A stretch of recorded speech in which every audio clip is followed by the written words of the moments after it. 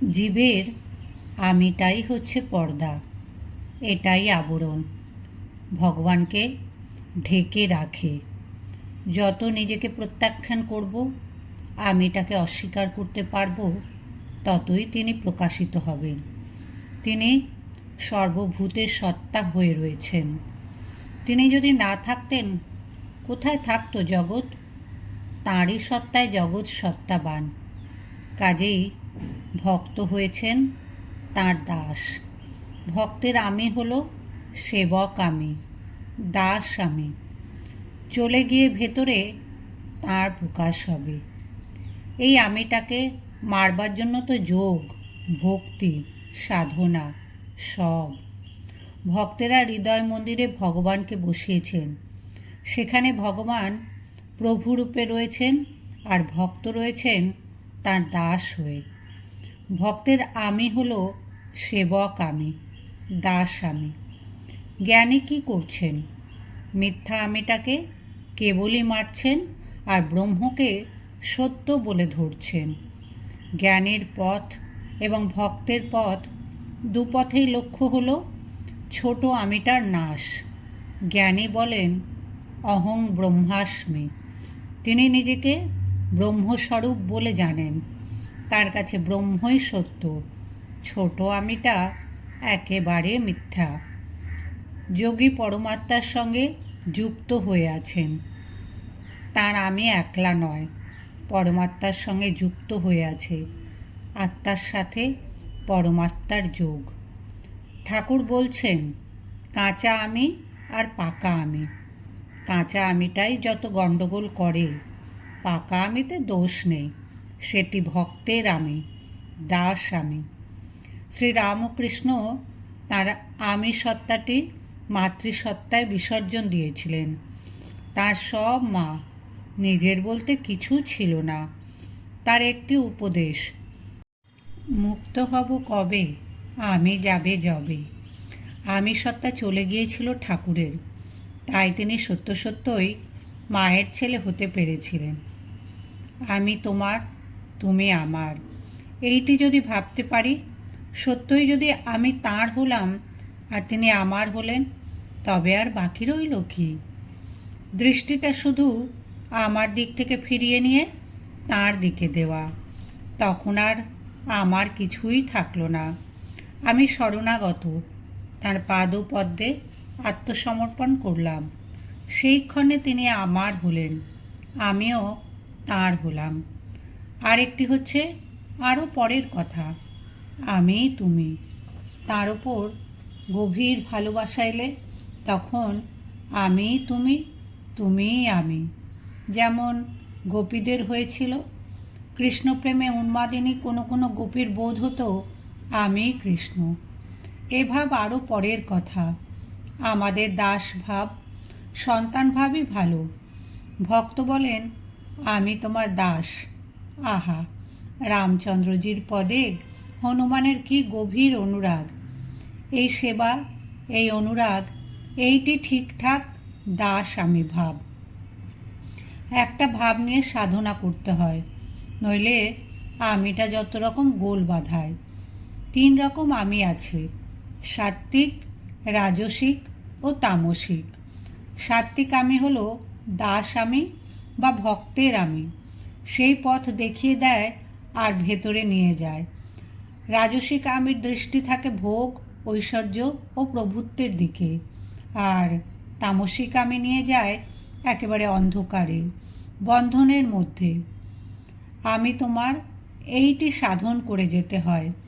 যিশু বলছেন our father which art in heaven, hallowed by the name.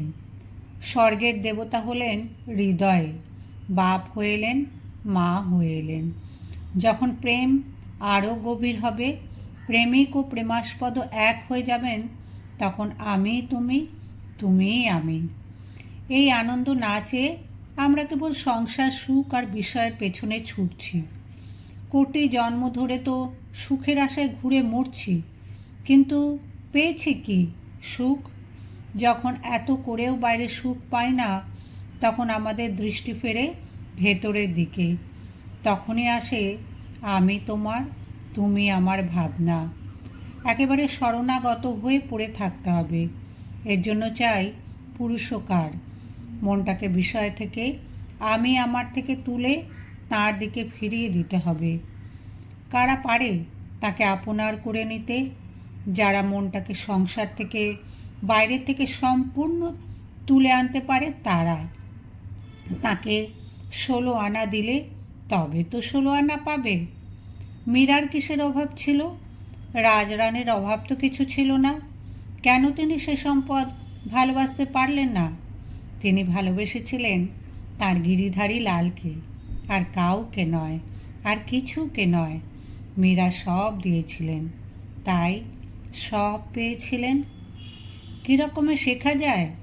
দেখে, শুনে আর ঠেকে। বুদ্ধদেব কিভাবে শিখলেন? দেখে আর শুনে। তিনি জরামরণের হাত থেকে নিষ্কৃতির পথ খুঁজতে লাগলেন। আর আমরা সংসারে কিভাবে শিখি? আঘাত না পেলে, চর না খেলে আমাদের শিক্ষা হয় না। 3 ছেলে, একজনকে বলা মাত্র শুনলে, একজনকে একটু ধমক দিতেই সে শুনলে, আর একজনের কান ধরে টানতে হলো তবে শুনলে। অনেককে শাসন করে শেখাতে হয়। এই যে আমরা সংসারকে আঁকড়ে ধরেছিলাম, কি পেলাম? ঠেকে শিখলাম যে এখানে কিছু নেই। জীবনের উদ্দেশ্য তুলসীদাস শিখলেন শুনে, বিল্বমঙ্গল শিখলেন ঠেকে। তাঁরা পরম উদ্দেশ্য ভগবানকে আঁকড়ে ধরলেন, তাকে লাভ করলেন, তাকে জানার চেষ্টা, একটু তার ভজন। এখানেই আমাদের যত আলস্য। সংসারের ব্যাপারে কিন্তু আলস্য হয় না। আমি আমার, তুমি তোমার, এইটি কোনাকুনি ঘুরিয়ে দিলেই হয়ে যাবে। আমি তোমার, তুমি আমার। কেশববাবু জিজ্ঞাসা করেছিলেন, আমি তো যাই না মশাই। ঠাকুর বললেন, থাক না, তাকে দাস করে নাও না। এইটি আমরা ভুলে যাই, তাই বন্ধনে পড়ি। কিন্তু যখন আমি তোমার এই জাঁতার খুঁটোটাকে ধরে ফেলি, কবির বলেছেন, চলতি চক্কি সব কোই দেখে, कील न देखे कोई, जो कील को पकड़ रहे साबुत रहा है ওই। আমরা মায়া জাঁতার চাকাটা দেখছি, তাতেই পিষে মরছি। কিলের আশ্রয় চাইনি, তার শরণাগত হইনি। সংসারের দাসত্বই করছি শুধু। ভগবানের দাস হব কি করে? একসঙ্গে দুজন প্রভুর সেবা কেমন করে করব? We can not serve both God and mammon. কিল মানে ভগবান, তাকে আশ্রয় করলে আর ভয় থাকে না। তখন চাকি আর পিষে ফেলতে পারে না। সেবা বুদ্ধি নিয়ে সংসার করলে বন্ধন আসে না। যে জানে মা বই কেউ নেই, কিছু নেই, তার আর ভয় কি? আমি তোমাকেই শুধু আপনার বলে জেনেছি ও আশ্রয় করেছি। এই তো আসল আমি, ভক্তের আমি, সন্তান আমি, দাস আমি। এমনি করে ভগবানকে নিয়ে সব ভরে রাখতে হবে, তাকে নিয়ে পূর্ণ হয়ে থাকতে হবে, তবে আর কোনো অভাব থাকবে না। তুমি আমার কথাটি বলতেই কত আনন্দ ও শান্তি। আস্বাদন করতে পারলে তো কথাই নেই। হরিদ্বারে একজন বৃদ্ধ সাধুকে দেখেছিলুম, বয়স 90 বছর। তিনি বললেন, যদি কেউ সোনার পাহাড়ও দেখাতো আমি ফিরে চাইতাম না। এমন কি তিনি পেয়েছিলেন? আমরা কি করি? তাকে ফেলে সংসারকেই সার বলে ধরি, উল্টো চলি, তারপর আঘাতের পর আঘাত পাই। তবে এরও দরকার আছে। শেষে আমাদের এই শিক্ষা লাভ হয় যে ভগবানের বাইরে আনন্দ নেই। তাই সংসারে যে পথে এগিয়েছিলুম সে পথ ধরেই আবার পিছুতে হয়। অশান্তি জ্বালা পেয়ে পেয়ে আবার সেই দিকেই ফিরি যেখান থেকে প্রথমে এসেছিলুম, যেখানে আনন্দের উৎস। ভুল রাস্তা ছেড়ে তাঁর দিকে চলি। তখন আমি তোমার এই ভাবটি নিয়ে সাধনা করতে হয়, তাতেই খাঁটি আনন্দ পাওয়া যায়। সে আনন্দ পান করেই রামপ্রসাদ গেয়েছিলেন, চিনি হতে চাই না মা, চিনি খেতে ভালোবাসি। বাস্তবিক সে আনন্দ যিনি আস্বাদন করেছেন তার কাছে মনে হয় সংসারের আনন্দ আবিল, অর্থহীন। সংসারের প্রবৃত্তির মার্গ হল মানুষের কামনার পথ, প্রেয়র পথ, আর ভগবানের কাছে যাওয়ার জন্য নিবৃত্তি মার্গ, শুভের পথ, কল্যাণের পথ, শ্রেয়র পথ। শ্রেয়কে ছেড়ে মানুষ প্রেয়র পেছনে ছুটছে বলে শান্তি পাচ্ছে না। অর্জুন ক্ষত্রিয় সন্তান, তাই অহং খোঁটা ধরেছিলেন।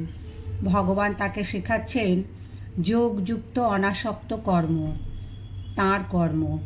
বলছেন অহং ত্যাগ করে শরণাগত হও, মৎ কর্মকৃত, আমার কর্ম করো। যা কিছু করছো সব আমার কর্ম, তোমার নয়। নিমিত্ত মাত্রং ভব সব্যসাচিন।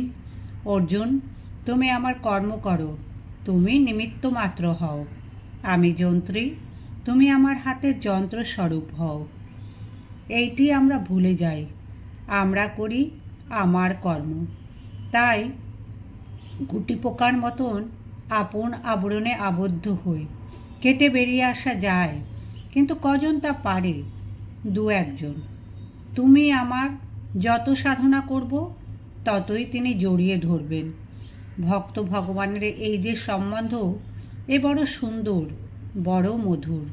কেননা ভক্ত জানে আমার সত্তা তিনি, আমার সব তিনি। সারাদিন ধ্যানে জ্ঞানে এই চিন্তা, এই উপলব্ধি কত আনন্দময়। নাথ, তুমি সর্বস্ব আমার প্রাণধার, সারোৎসার।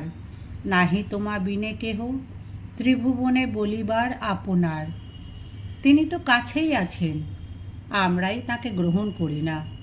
এ সংসার অনিত্য, একদিন ছেড়ে যেতে হবে। তাই শ্রী ভগবান সেখানে যেতে বলেছেন যেখানে চির আনন্দ স্থানং প্রাপ্যসি শাশ্বতম। এক তাঁর কৃপা হলে ওই অবস্থা লাভ হয়। চাই পূর্ণ শরণাগতি, আত্মসমর্পণ। সর্বদা এই প্রার্থনা করতে হবে, ঠাকুর, আমি এতদিন শুধু ঠকেই এসেছি, কেবলই বঞ্চিত হয়েছি। আমি আর পারি না। এবার তুমি এসো, তুমি এসে আমায় ধরো, আমাকে নিয়ে চলো তোমার কাছে। শান্তি দাও, আনন্দ দাও, এই করো। আর যেন তোমাকে ভুলে না যাই। কুকুর যেমন প্রভুর দরজা ছাড়ে না, শত কষ্ট সহ্য করেও সেখানে পড়ে থাকে, তেমনি আমাদেরও পড়ে থাকতে হবে ভগবানের দরজায়।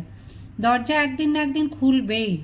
ছেলে বাপের হাত ধরে, কখনো আবার বাপ ছেলের হাত ধরে। বাপ যার হাত ধরে সে পড়ে না। তাঁর শরণাগত হলে, তাঁর ওপর নির্ভর করলে তিনি এসে হাত ধরবেন, কোলে তুলে নেবেন।